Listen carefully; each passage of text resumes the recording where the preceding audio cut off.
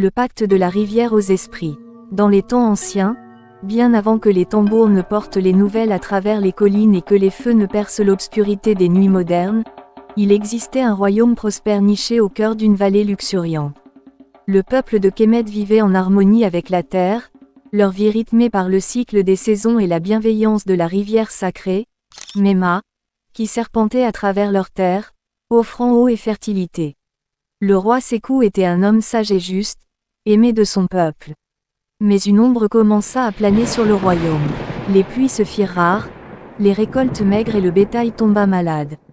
La famine menaçait d'engloutir Kemet. Les anciens du village, leurs visages burinés par le soleil et le temps, se réunirent sous le grand baobab, leurs voix graves murmurant des inquiétudes. La rivière Mema est en colère, déclara la vieille Ama, dont les yeux avaient vu plus de 100 saisons. Les esprits qui gardent ces eaux sont mécontents. Nous devons leur offrir un sacrifice pour apaiser leur courroux et restaurer l'équilibre. Le roi Sékou, le cœur lourd, consulta les prêtres et les devins. Ils confirmèrent les paroles d'Ama. Un grand sacrifice était nécessaire, un don précieux pour les esprits de la rivière. Mais quel don serait assez grand pour calmer leur fureur et sauver le peuple de Kemet? Les jours se transformèrent en semaines d'anxiété. Chaque famille offrit ce qu'elle pouvait, des céréales précieux, des étoffes finement tissées, des bijoux d'or. Mais la sécheresse persistait, et la rivière Mema restait silencieuse, son murmure jadis joyeux réduit à un filet d'eau plaintif. Un jeune homme du nom de Kofi, connu pour sa bravoure et son amour pour son peuple, ne pouvait supporter plus longtemps la souffrance qui rongeait sa communauté.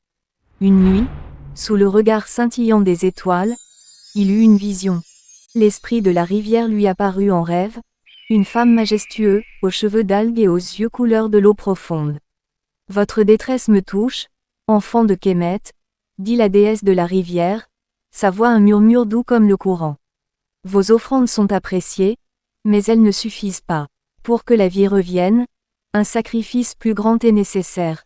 Quelqu'un doit offrir ce qu'il a de plus précieux, un don qui vient du cœur. » Kofi se réveilla avec le cœur battant la chamade. Il comprit le sens du rêve.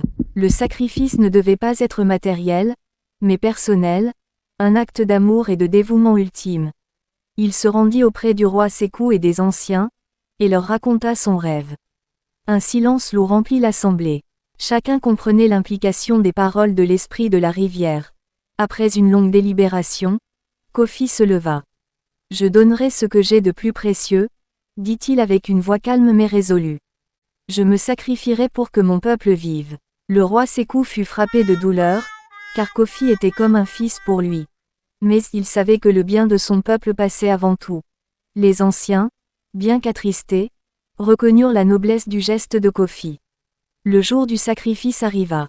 Tout le peuple de Kemet se rassembla sur les rives de la rivière Mema.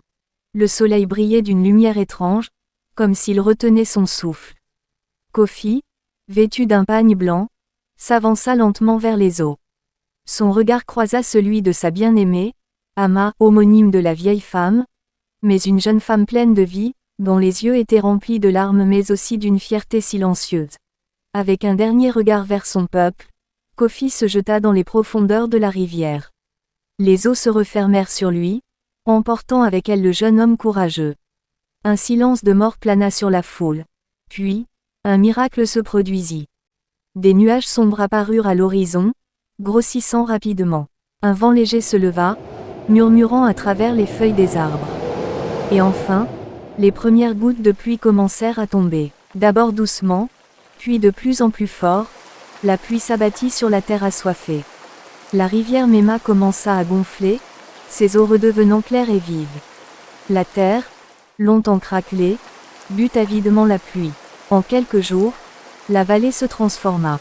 L'herbe reverdit, les arbres se parèrent de nouvelles feuilles, et la vie revint dans le royaume de Kemet. Le sacrifice de Kofi n'avait pas été vain. Les esprits de la rivière avaient été apaisés par son acte d'amour désintéressé. Le peuple de Kemet se souvint à jamais de son courage et de son sacrifice. Ils honorèrent sa mémoire chaque année lors d'une grande fête au bord de la rivière, se rappelant le prix de leur survie. Ama, la bien-aimée de Kofi, devint une figure respectée dans le royaume. Elle transmit l'histoire de son sacrifice aux générations futures, veillant à ce que son nom ne soit jamais oublié.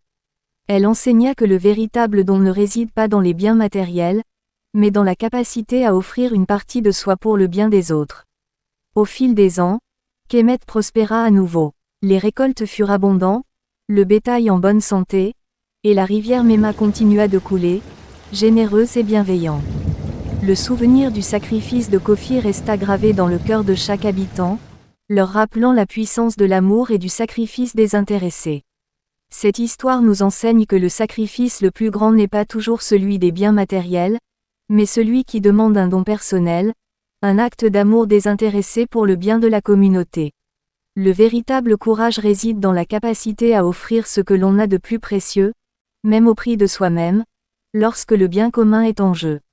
Le souvenir d'un tel sacrifice peut devenir une source d'inspiration et de force pour les générations futures, leur rappelant la valeur de l'altruisme et de la solidarité. En fin de compte, c'est l'amour et le sacrifice sincère qui ont le pouvoir de transformer la souffrance en espoir et de restaurer l'harmonie dans le monde.